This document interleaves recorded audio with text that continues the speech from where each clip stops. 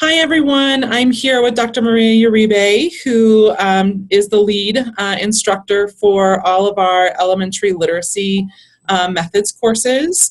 And as I've shared with several of our partner sites, we have been redesigning the literacy methods sequence to do a better job of focusing more explicitly on all literacy methods: reading, writing, speaking, listening, to start off with at the primary level,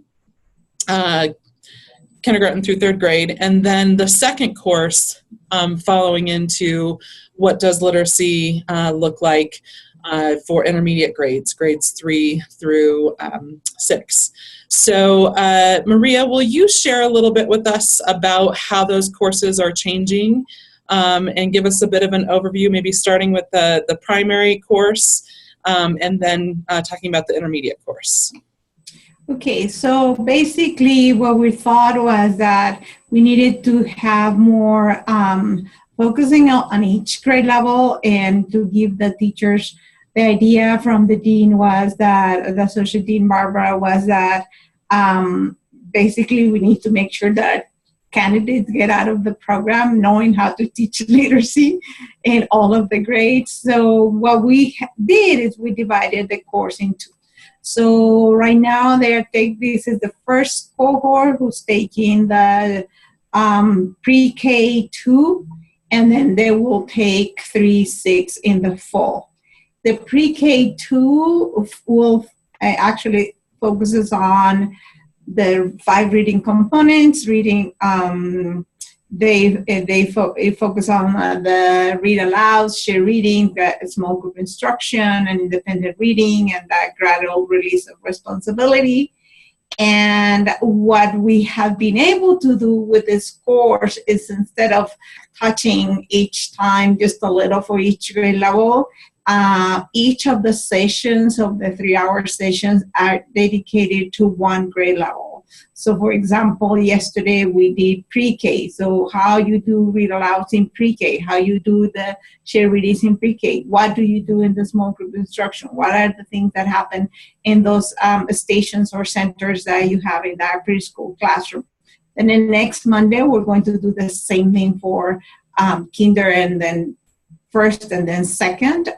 We're also going to, we do how to differentiate that instruction for those students, how to make sure that we are doing formative assessment now that we have the READ Act, how to build that body of evidence for those little guys that need that body of evidence. We're looking at the assessment, we're looking at running records, how to do reading conferences.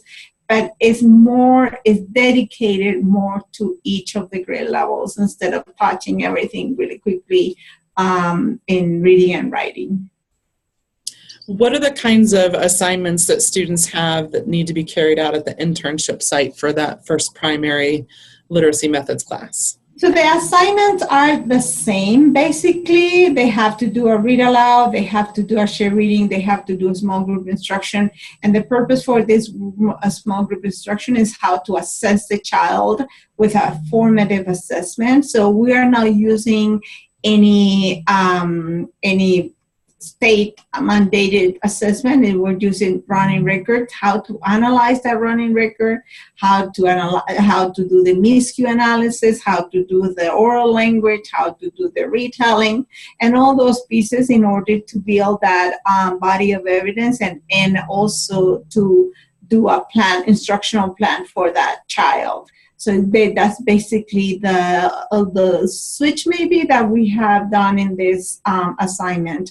There is more focused on the instructional plan and the next steps for the child according to that running record and the miscue analysis, mainly the miscue analysis. In the past, they used DRAs and they used other assessment that they had at the school, but this one is just, it is a running record and a miscue analysis that is very important so they can know where to go. And then the writing conference that they have to do is kind of the same, but it's focused on the little guys. They basically focus on between kindergarten through second grade. And I know that in our elementary partner school model, while they're taking this first course, their primary literacy methods course, they're in internship 1 and 2. And typically students will start at one level for 8 weeks, and then when they move to the second internship, they'll go to the opposite level. In what ways are you flexible with them doing assignments if by chance right now when they're learning about some of these things, they're not in a primary classroom? So that's what we talked about at the beginning of the class. That was the first thing we talked about at the beginning of the class. They are totally, and I told them, I know that you are either placed in an intermediate classroom or you are either placed in a primary classroom, so that changes. So what my goal is to make sure that we see the 4 grade levels before they switch the internship. And that goal is to make sure that those students who are placed in the primary classroom right now can actually do the assessments the assignments right now, and then the ones who are going to be placed the next 8 weeks in the primary level can do it. So the due date for those assessments, they do have a due date and booklets that I gave them, but that due date is totally flexible. They can do it either the first 8 weeks or the second 8 weeks according to where they are being placed. Great. And so then these students will move into next semester. When they're in their final semester, they'll take the second literacy methods class, which focuses on grades 3 through 6. So can you talk a little bit about the plans of what that course will really focus on? So basically, this is more, it's an intense course because they are going to be here at the university having face-to-face classes 8 weeks, and then they have to be, and then the rest of the weeks they are going to be online. So far what we have is that the 8 weeks are going to focus on all those high-level skills that they need to know to teach students to have those high levels of comprehension strategies in order to basically understand the text. And at the end of the day, of course, that they can perform well on that standardized test, that PARCT and all of those tests. But the focus is mostly around that high level of questioning, determining questioning, inferring, all those high level comprehension questions that these teachers need to know in order to teach the kids. And then at the end, the classes online are going to be around 8 lessons that they have to develop based on a formative assessment that they do on the students in each of those categories that they learn in the 8 weeks before that. And then basically what they're going to do, they're going to take a small group and they're going to assess them weekly. And at the end, based on that, based on all those formative assessments, they have to create an instructional plan for those students.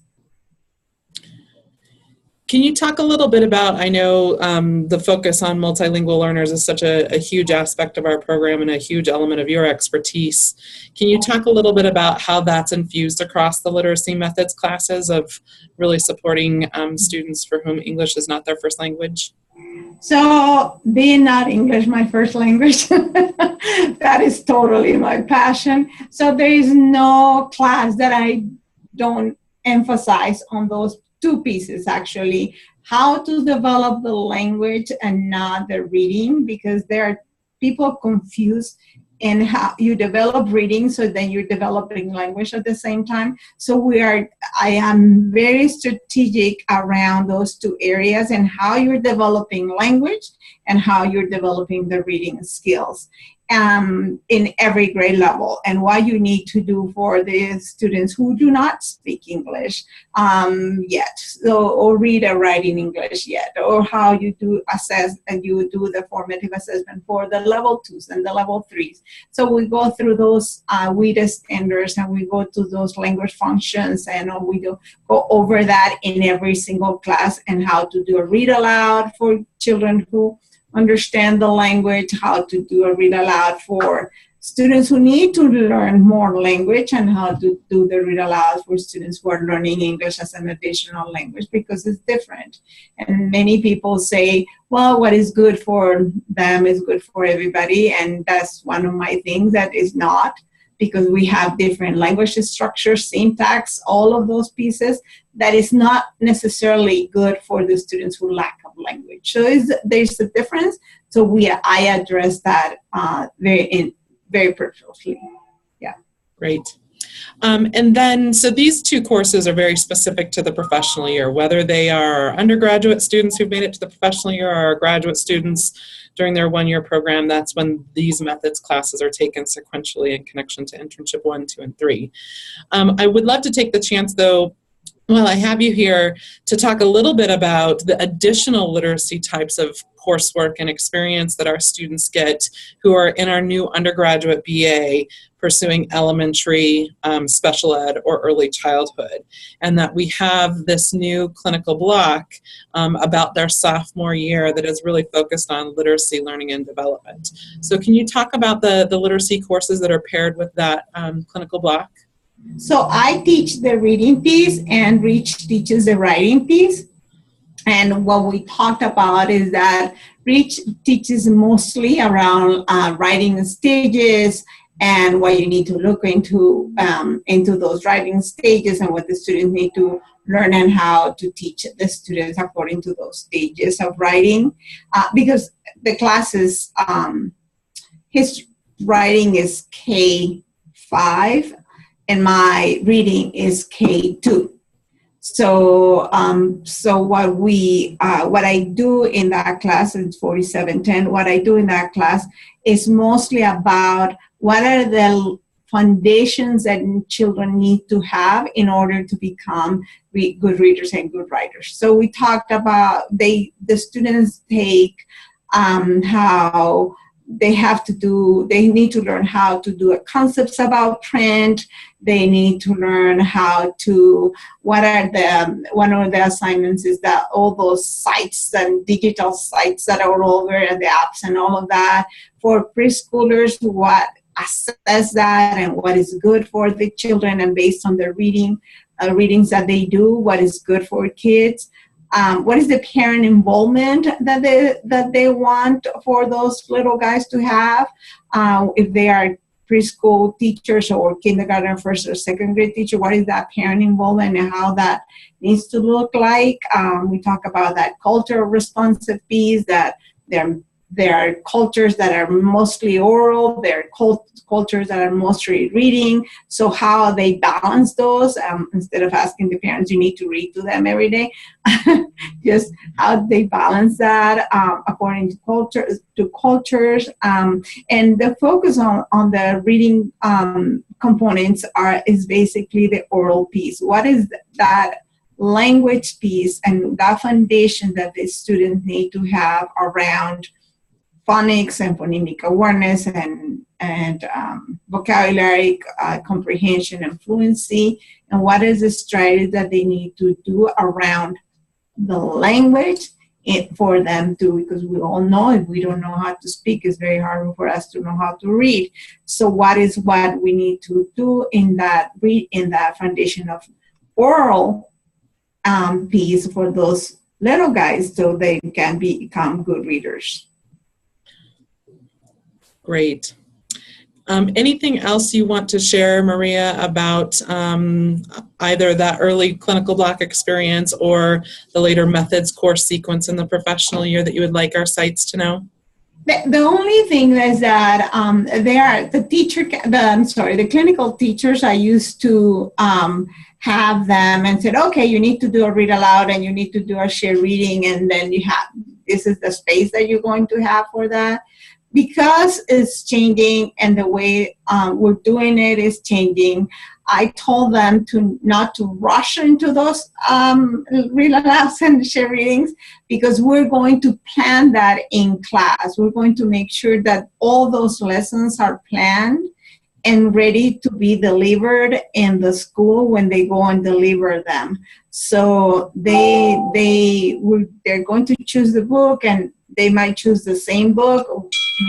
It's up to them, but it's just the process of how to do a good interactive read aloud or a good share reading that I want them to learn. So for those primary students, so just not to rush them into those activities. That they can tell them, the clinical teachers, to not, because the ones who have been clinical teachers for a long time, they know that those are the assignments for them. So not to rush them into that, because we're going through a process and they will have that lesson ready to teach. And I told them that once you teach it, you have it ready, planned, and dissect and all of that. Great, great. Maria, thank you so much for taking the time to share this with our sites. And when I share the video out with everyone, I'll make sure that you're CC'd. So if folks have questions, they can follow up with you. Yeah, sure. Okay.